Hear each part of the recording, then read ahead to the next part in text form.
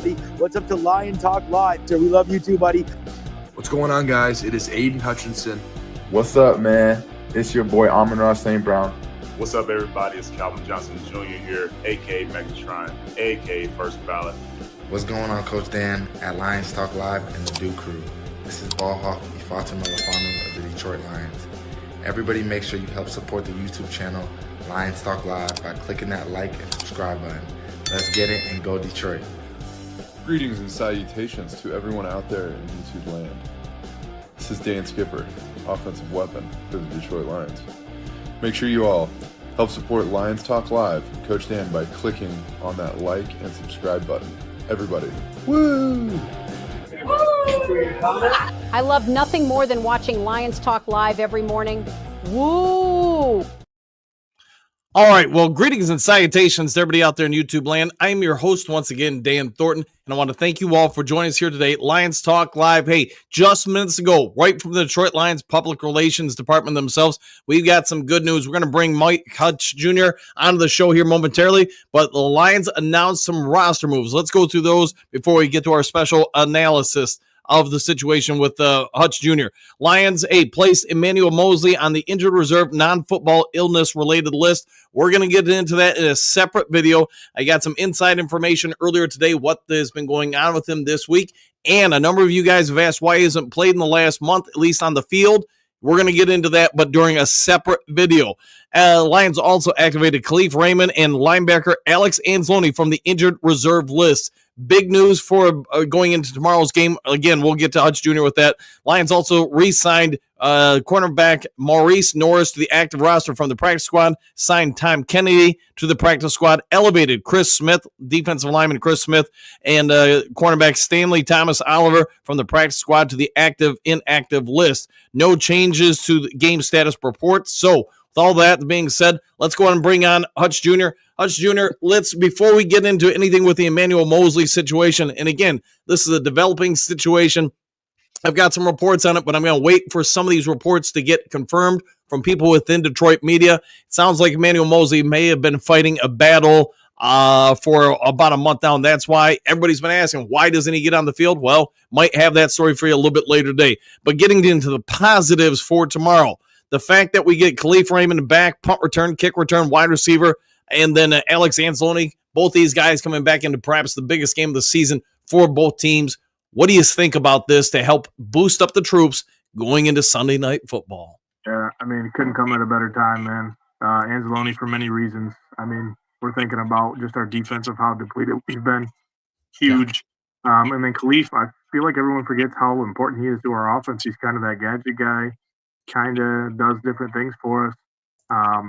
So, no, it's huge news. I just saw it, and then I seen you, reach out. So, no, I appreciate you being on top of that. I've been pretty busy here at work today. So, I was kind of wondering if they were going to activate him just kind of off of the little talks he was having earlier this week. I don't know if I'm going to play. I don't know if I'm 100%. Is it worth it for me, if I, get injured or go to the Super Bowl, things like that. So, team must feel like he's ready. As everyone knows, it's a huge boost to our defense, the commander of our defense, the green dot of our defense. So this is going to help our defense in many ways. And it doesn't look like it's a significant cast. I figured it was going to be more of like a long kind of down to his wrist, but it's just one of those, just looks like a sleeve kind of thing. So he must be ready to rock, and I'm excited to see what he's going to do, man. Beyond tomorrow night's game, and I get tomorrow night's game, hey, it's for all the marbles, it's for the division, it's for the number one seed, but how big, in your opinion, is getting both these guys back for this game? How much will that help the team's causes to go out and get to the Super Bowl, let alone win the Super Bowl when the playoffs begin next week? I mean, I think your big piece, right? You lost McNeil, which is a big piece in your run game. So Anzalone, yep. I mean, he's a big piece, downhill just alone in the run game and in the passing game. If everyone remembers, I mean, he was a huge role last year when we played the Rams, taking away Higbee and those things like that. And he made the very first tackle in the Rams playoff game a big hit and kind of set the tone in those games. So Anzalone is just one of those pieces that is kind of needed. And, when you're, a team like the Vikings who are going to rely on their tight ends like Hawkinson and these guys. And then, you got Aaron Jones who runs the game. So it's just another piece that we can kind of set the edge with, kind of send him on that, downhill-ish. And then Khalif, I mean, he's one of those guys that you can draw up different packages, open the field. If anyone remembers that Minnesota game, he put he put Gilmore on an ankle breaker and scored a touchdown in that game. He did. So he's just one of those guys that, and I feel like the big thing with Minnesota is they have trouble covering speed guys because they play so much zone. So if you go back and watch that game, there was many times where our wide receivers were getting open. And I think it portrays it back to what we were saying. They are very handsy when it comes to zone because they can't guard these speed guys. And what do we have? I mean, now you got Khalif, now you got J-Mo, and I mean, Amaron's not fast by any means, but he can do many things with his feet and get open. So this is just going to open up our playbook now. I felt like when we lost Khalif, we kind of had to go away from this playbook, but now you're going to see J-Mo probably get open a little bit more. Amaron's going to get open, and now you're going to see more Laporta targets now that he's came along. He's getting over his injury. So getting Khalif back is another huge piece, especially with Gibbs. They're throwing Gibbs out of the backfield a little bit more with these these running back screens and these tosses and things like that. So getting both these guys back is going to be a huge piece for just not Sunday night, tomorrow night, but here on into the future, especially if you've got to go into the Rams or things like that. Everyone knows just how much important Khalif is to this offense. You brought up a great point about Minnesota plays a lot. They play a lot of zone. They're handsy with it. But let me ask you this. You bring up Jameson Williams. You bring up Gibbs. You bring up Khalif Raymond. All three of these guys are burners out there. Some of the fastest guys in the NFL. You put all three of them on the same field at the same time. Do you think that helps exacerbate the problems defensively that potentially the Minnesota Vikings might face covering all these guys? And like you say, Laporta, Amon-Ra St. Brown. I mean, speed kills in most sports. How much do you think this will play a factor against that Minnesota zone? Yeah, I think it helps too. I mean, early in the downs, because, if anybody watches Minnesota, they like to blitz. They like to get you in those 3rd and 5, 3rd and 6, 3rd and 7. They like to send the house. And then, when they do send the house, they're blitzing 6 or 7 people and they're leaving a safety one-on-one with some of these receivers.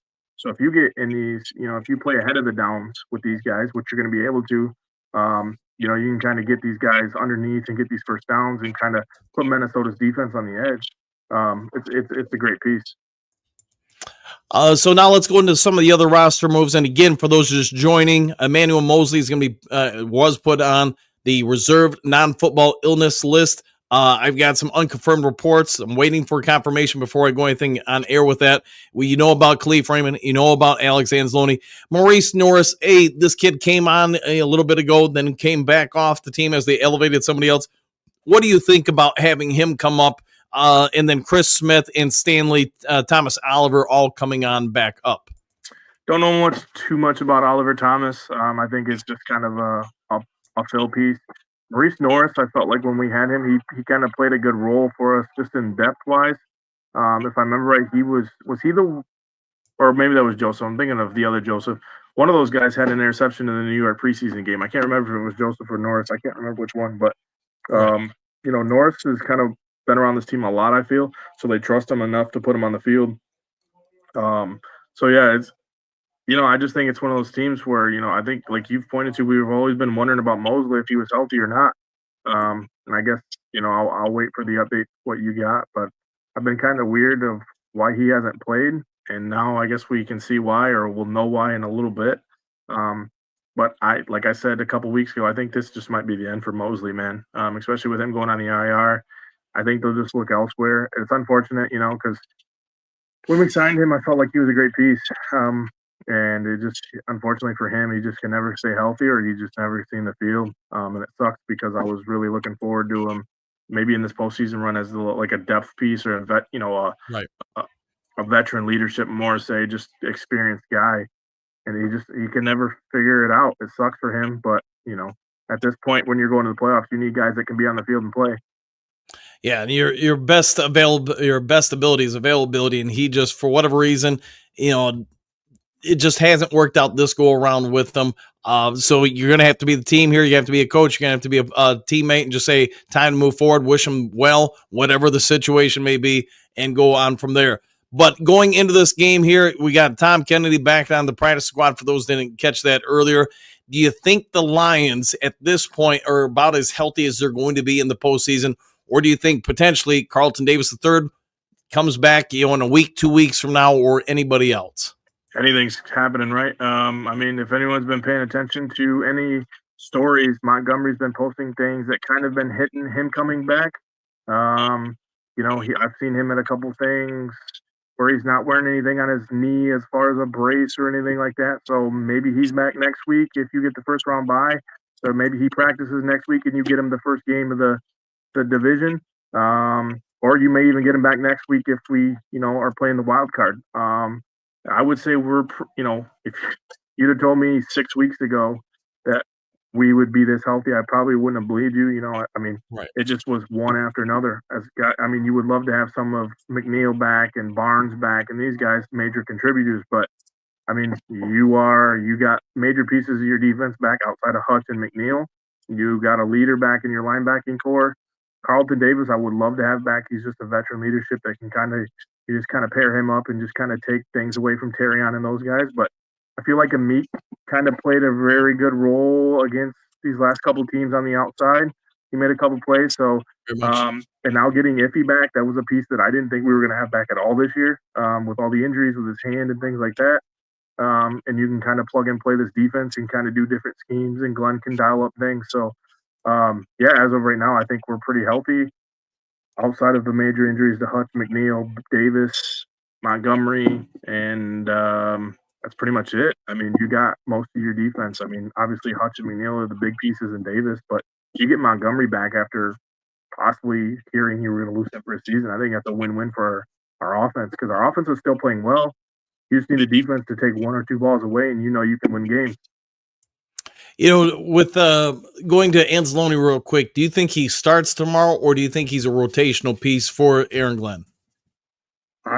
That's a good question. I think maybe they bring him in on like a situation, like maybe first to second down, kind of let him his legs get under, and maybe you see him come in maybe late games when they really need to buckle down and maybe get a couple stops. Okay. I could see it going both ways, honestly. I could see them throwing him right in the fire if he's ready. Obviously, the team activated him for a reason. Maybe they just feel like he's ready to go 100%. I would imagine they probably just rotational snap him, but if I think he's that type of guy. Like, hey, if you need me, throw me in the fire and let me go to work. So I'm excited to see what they do with him. It's huge news to get these guys back, man. It's in probably one of the biggest state games I think in Lions history outside of the 2 playoff games last year. This has way more implications than what those playoff games did. Right. So Anzalone definitely, I think he just kind of told the team like, hey, this is what I'm here for. Let me play football, and let's go get it. So, all right. I guess Hutch Jr., why don't you go ahead and give yourself a shout out? And again, as always, man, thanks for coming on the show. No, thanks you for having me, Dan. You guys are amazing. Dude Crew, you guys are amazing. Make sure you hit the likes, the shares, guys. You can find me on Twitter at the Only Hutch Jr. THE, and then Only Hutch Jr. You guys can also find me on Catch My Vibe Radio, cmvradio.com, based out of Jackson, Michigan, with all the news-based sports and stuff like that. Also, possibility in breaking news, you guys be on the lookout on Wood TV 4 out of Detroit. I did get selected for a Sports Fan of the Year. I will be possibly doing an airing on there. I have to send in a video by Monday at noon, and then I possibly will be on a segment of Wood TV 4 in Detroit for sports talk and things like that. So, again, guys, you guys are amazing. You guys do amazing work for us. Dan, you're amazing as well. Thank you for all you do. But I'm excited to be a part of something on Lions Talk Live and all the other content creators that come on here. You guys are amazing as well. Hey, love doing it. I think we all get it. We're all a community. We all love the Lions. So, hey, just trying to help each other out and be good fans. So, all right, everybody in the Duke Group might not make it through all your comments, but hey, want to thank you for coming on in. Before you check out, if you would hit the subscribe button, hit the like button. If I do get some confirmations in regards to the Manuel Mosley situation, I'll do an update once I feel like it's confirmed and not just speculation. Otherwise, if there's other breaking news later today, I'll get it over to you as quick as possible. Take care. Do something kind for someone you don't know. Be a good human being. See you all in the next Lions Talk Live. Take care, all. Excuse me, sir, would you... Donations to Reverend Moon? Jews for Jesus? Read about Jehovah's Witness? How about Buddhism? How Jerry's kids? Oh, yeah. Scientology? Or nuclear power?